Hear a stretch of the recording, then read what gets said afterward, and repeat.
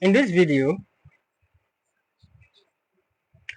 guys, in this video, I want us to talk about how to mark your resistance and your support. Firstly, you need to understand what resistance is.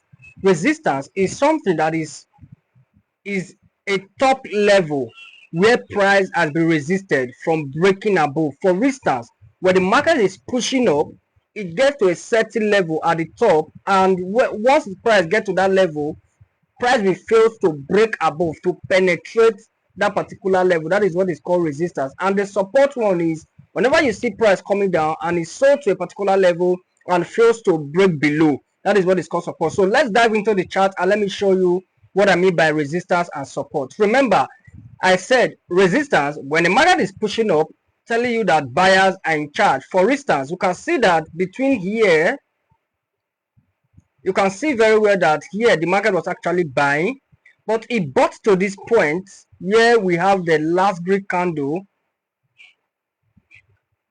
The market bought to this particular point where we have the last grid candle and fails to break above.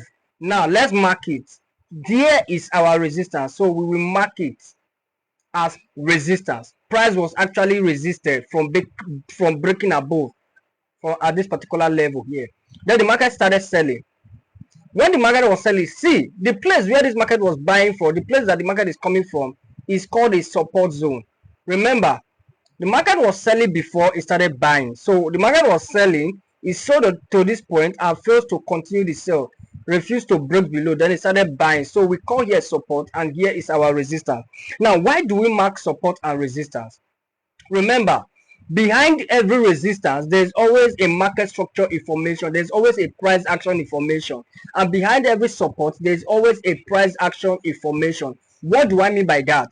Now, whenever you see a support zone, what is support? Like I said earlier, it is when price is coming down and it fails to break below a particular down level. We call it lower low.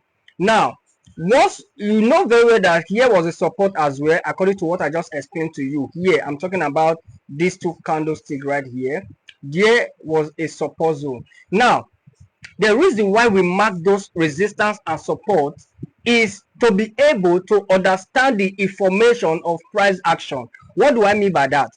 Now, this particular support here, where you are seeing this particular circle here, we have an information there which is called the bullish engulfing candlestick. Bullish engulfing is one of the reversal pattern that takes price from downtrend to uptrend. It takes the market that has been said, the market that was selling, it automatically reverses it to uptrend. No, not automatically. Whenever it forms, it's telling you that from here we have more buyers and the market may likely start buying from there. And you can see after the bullish engulfing, the market actually started buying. Then it formed another resistance here. Here was the resistance I'm talking about here. Then the market pulled back again, tested the previous support zone and continued the buy. It continued, then it break above this resistance to form a new resistance here. Then it pulled back again. It tested it and fails to break above. This was this afternoon during the CPI. The CPI penetrated it and was rejected again down, but still the market fails to break below support zone. So we are marking all of those support and resistance majorly to be able to know what the price action is saying, to be able to read the information behind the structure.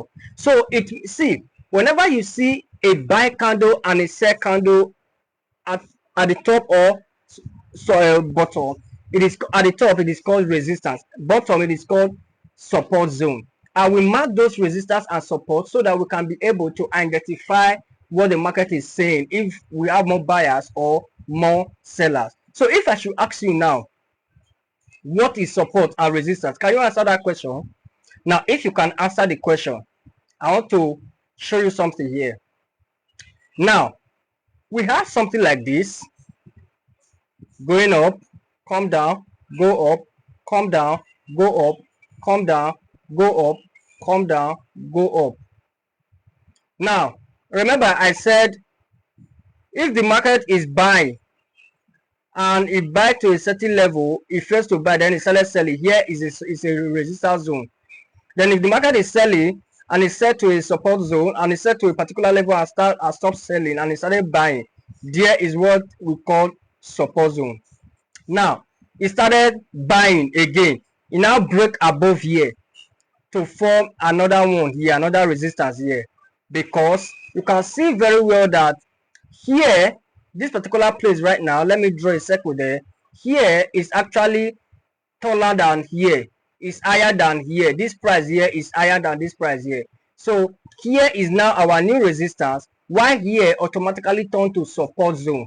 Yes, because whenever, now the market structure here is whenever price break a resistance to form a new resistance, we are anticipating that price will always come back to that same resistance that was broken, because it automatically turn into support.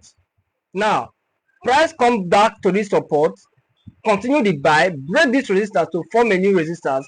Was price form every new resistance, it turned the previous resistance to support automatically. Okay, so now you that is watching this video, what is this? Is this an uptrend or downtrend? What I mean is buyers in charge here? Are buyers in charge, or we have more sellers in this particular market? What kind of market is this? And what kind of market is this? And also, what kind of market is this?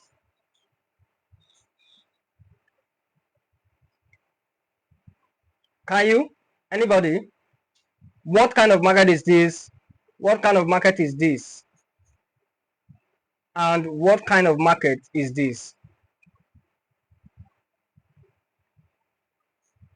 Drop it in the comment section.